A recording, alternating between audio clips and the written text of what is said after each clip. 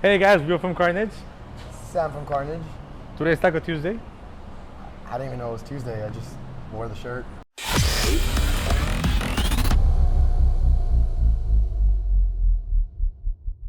Alright, so here you see a couple things you see a lot on Jeeps. And we're gonna start with this one. So this is a coil spring. And this is what comes factory on most Jeeps from 2000, from 97 and on, which is the Model TJ, the JK, and the JL. And they come with a shock, right? Which is, this is how they come from factory, like I said. And when you lift them, either you replace the coil spring with a different rate and different height, length, and then same with the shock, something that is long enough to work with the lift kit.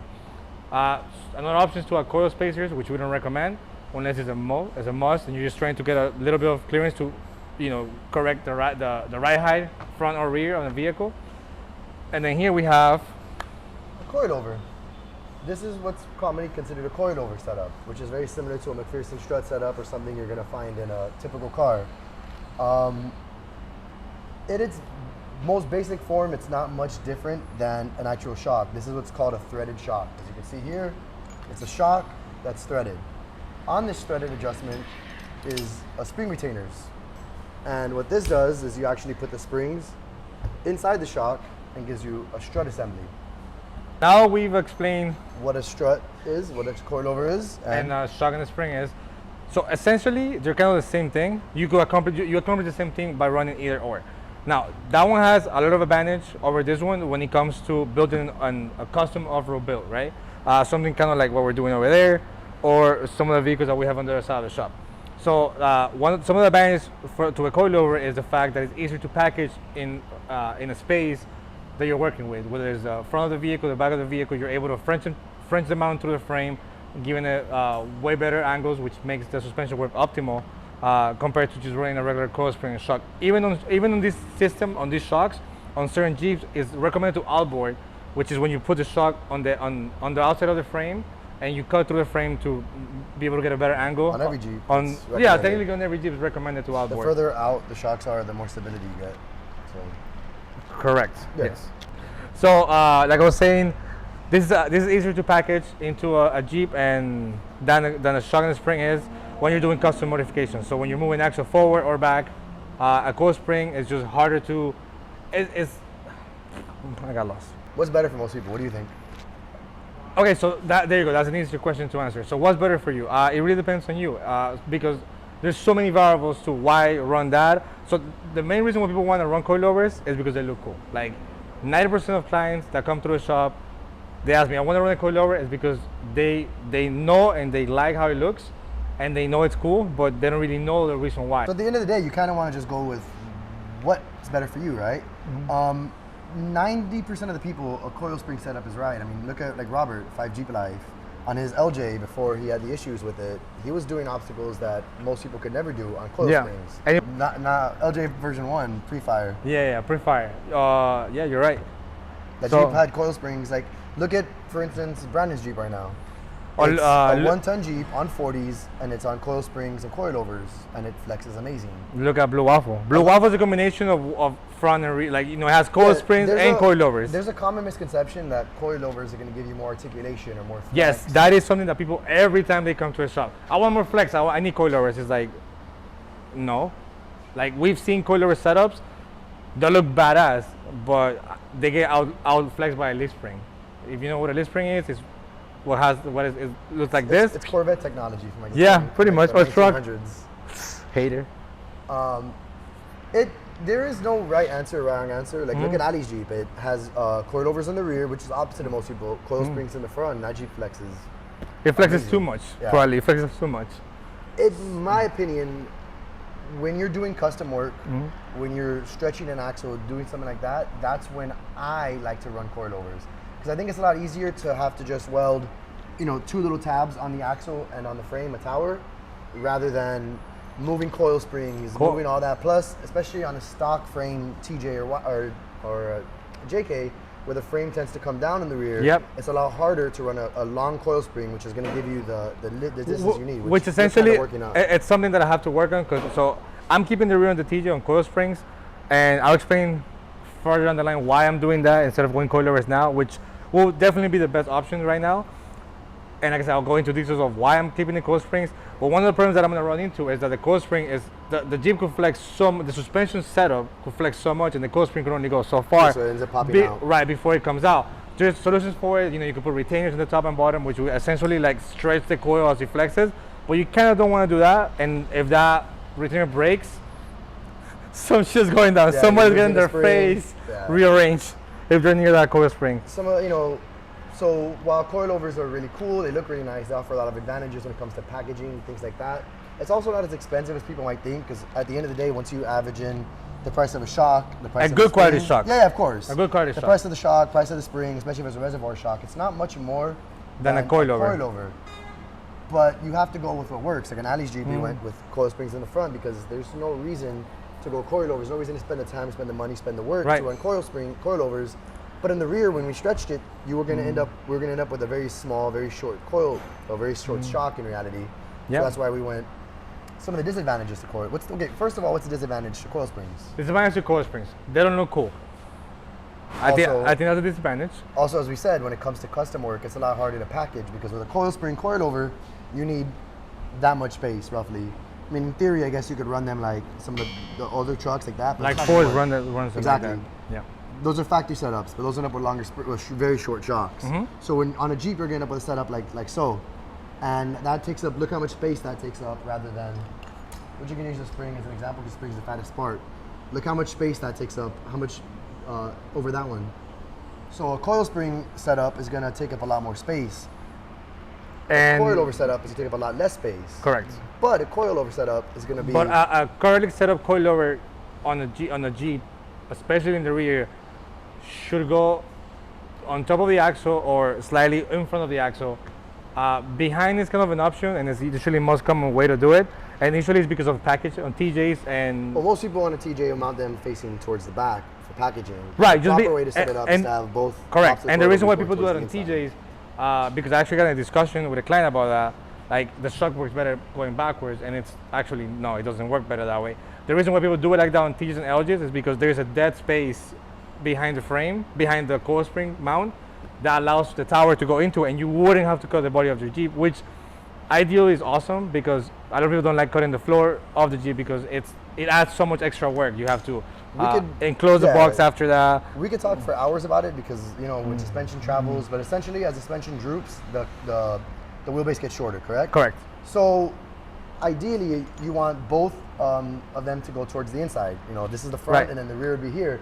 So as the suspension droops, you want it to be essentially at a 0 degree. Correct. That's to make a long story short, but again, we can go over that for hours. Yeah, there's so many ways. I mean, there's so many different systems. We have some really looking cool, like Really cool looking? Yeah, like we have some cantilever, I think it's called the cantilever system. Cantilever setup. Yeah, cantilever setup. Well, that's like F1 stuff, and then you have what are they called? The one that has the shock mounted on the control arm. Trailing arms. Trailing arms. You have trailing arms, and then but again, that's. Dude, it's. So what do you? So I'm gonna okay. So I'm gonna be honest with you. When it comes down to do I want a coilover, do I want a coil spring shock? Me personally, I like this better.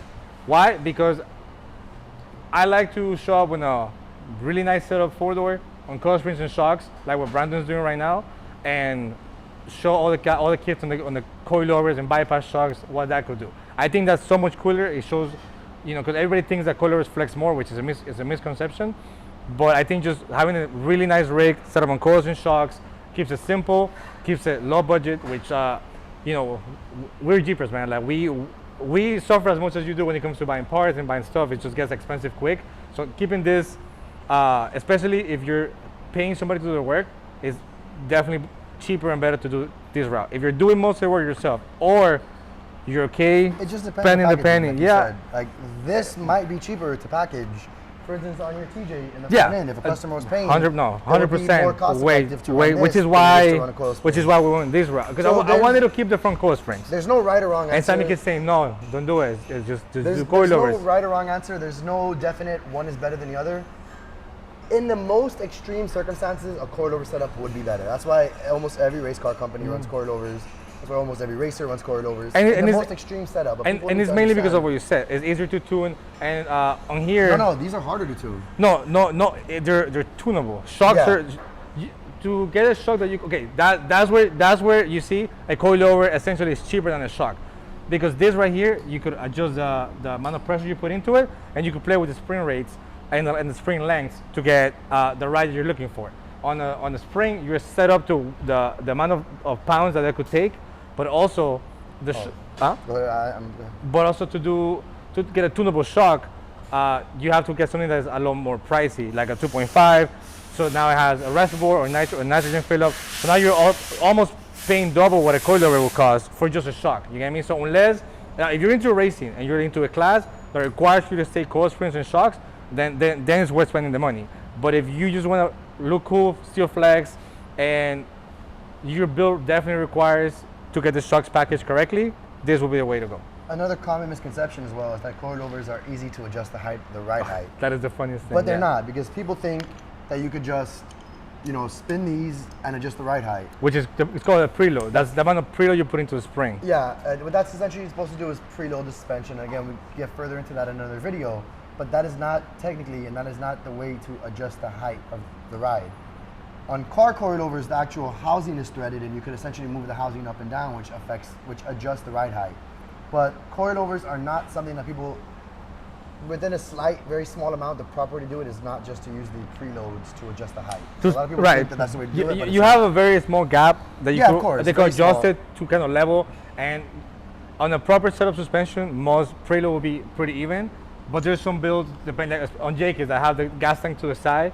It tends to where one side of the Jeep will take more preload than the other one. Yeah. And you don't really want to run different spring rates because it just will ride horrible. No, definitely not. So definitely, if you're looking to coilovers and you want to do it in a cheap way, I recommend you don't do it, because that's where people start buying bolt-on kits. And I am not bashing bolt-on kits. We've used a lot of bolt-on kits that work fairly very well for a daily driver / very light wheeling. But if you're something that you want to jump, abuse, destroy essentially, like I do on my Jeeps, then you definitely want to make sure you get those towers welded, bolt on, and also because you just get, like I said earlier, better geometry out of the shock. Like Sammy said, the more angle you get on the shock to a certain extent, the more stable as the build's gonna be. We could keep talking about it. Do we stop or keep going? Buy what you can afford. Don't buy something because it looks cool, unless it's what you want. Buy something because it works well. So most of the time it's gonna be this, and in the rare occasion, this would actually be the better option. Unless you just want to look cool or take it to the most extreme. Now, if you have further questions regarding this subject, because I kind of felt like we went over so many things at the same time, that is just, We can talk for hours on yeah, this could be a 45-minute video, right? But if you have questions, email us, call us. If you're not sure, if you're about to upgrade your Jeep and you're not sure what to do, because right now, as you guys know, there's a shortage on parts, and a lot of people like to get like high-quality shocks like Falcons or even Kings or Fox. And right now, they're kind of backordered, and this is kind of easier to obtain right now. So definitely give us a call if something you're considering to do to your rig, essentially a Jeep, and we could assist you further on that. If you have any questions, you can always give us a call, shoot us an email. There's also a ton of info on the internet. The internet is your best and your worst friend.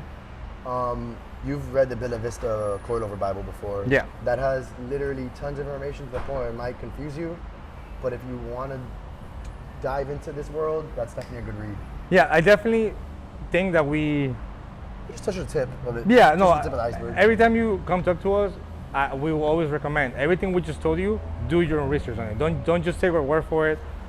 We know what works. I know what worked for me. I know how much work I'm willing to put into my Jeep, and this kind of jumps into the whole budget thing, right? Where, because you start adding parts, X amount of money. That's something, or X amount of money, and you're like, oh, that's within my budget. But a lot of people don't consider is everything extra you have to do when you add a coilover or a shock that has a lot more travel. Your arms are gonna max out. Your steering is gonna max out. Drive shaft. So at that point, it's not just throwing coilovers and I look cool, peace out. No, you gotta add a bunch of extra parts that make this $500. But again, that's parts. when you get into another video because that's flex. No, exactly. That's what I'm saying. Like we could go hours and hours about this. So we're gonna give you this amount of information today. We're gonna share more as we go. We're gonna If make you another have any video that questions, yeah, goes we're gonna do into coilovers, which gives you have emotion, which is this style. You have reservoir, how to mount them, the angles, all of that. There's You a also whole video have of just 2.0s, 2.5s, 2.0s. 3.0s, 3.5s. Believe it or not, there's 4.0s, which is just crazy. Like that's just for like a Baja truck. So if you want to put a 4.0 shock, definitely don't. You know, it just doesn't work on a Jeep. All right, guys.